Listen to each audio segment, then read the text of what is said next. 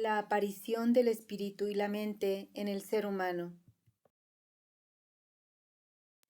Pregunta: ¿la mente y el espíritu aparecieron en la especie humana desde el comienzo mismo?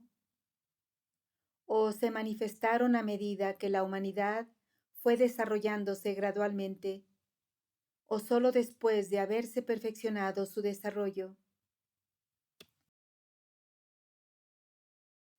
Respuesta: el comienzo de la formación del hombre en el globo terráqueo es como la formación del embrión humano en la matriz de la madre. El embrión crece y se desarrolla progresivamente hasta que nace, y a partir de ahí sigue creciendo y desarrollándose hasta que llega a la etapa de la madurez. Si bien en la infancia ya están presentes en el ser humano las señales de la mente y el espíritu, no aparecen en un estado de perfección, sino que permanecen incompletas. Pero cuando la persona alcanza la madurez, la mente y el espíritu se manifiestan en su máxima perfección. Desde el comienzo de su formación, la mente y el espíritu existían, pero estaban ocultos y solo después se hicieron patentes. También en el mundo de la matriz, la mente y el espíritu existen en el embrión, pero están ocultos y solo aparecen posteriormente. Es como la semilla. El árbol existe en su interior, pero está oculto y escondido. Cuando la semilla crece y se desarrolla, aparece el árbol en su plenitud. De igual manera, el crecimiento y desarrollo de todos los seres se produce de manera gradual. Esta es la ley universal y divinamente decretada, y el orden natural. La semilla no se convierte en árbol de manera repentina. El embrión no se convierte en hombre de repente. La substancia mineral no se convierte en piedra en un momento. Al contrario, todos crecen y se desarrollan gradualmente hasta que alcanzan el límite de la perfección. Todos los seres, ya sean universales o particulares, fueron creados perfectos y completos desde el principio.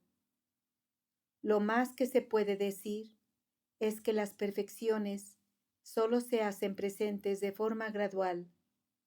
La ley de Dios es una sola. La evolución de la existencia es una sola. El orden divino es uno solo. Todos los seres, grandes y pequeños, están sujetos a una sola ley y a un solo orden. Cada semilla tiene desde el principio todas las perfecciones de la planta, es decir, todas las perfecciones vegetales existían en esa semilla desde el primer momento, pero eran invisibles y solo fueron apareciendo poco a poco.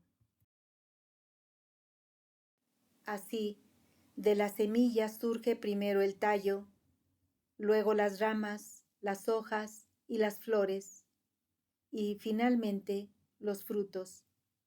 Sin embargo, desde el comienzo de su formación, todos existían en potencia dentro de la semilla, aunque en forma invisible.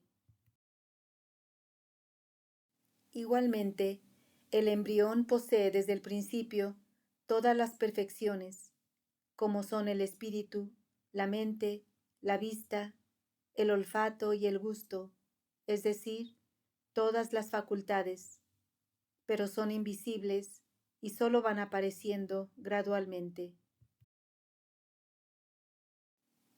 De forma análoga, el globo terráqueo fue creado desde el comienzo con todos sus elementos, substancias, minerales, partes y componentes, pero fueron apareciendo de manera gradual.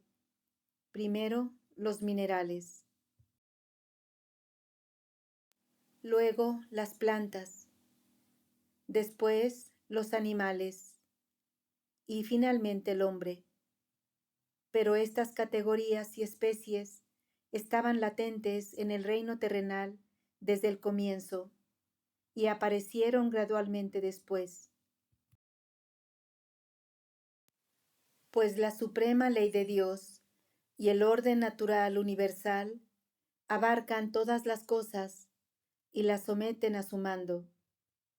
Cuando se observa este orden universal, se ve que nada en absoluto alcanza el límite de la perfección inmediatamente después de llegar a la existencia, sino que crece y se desarrolla poco a poco hasta llegar a esa etapa.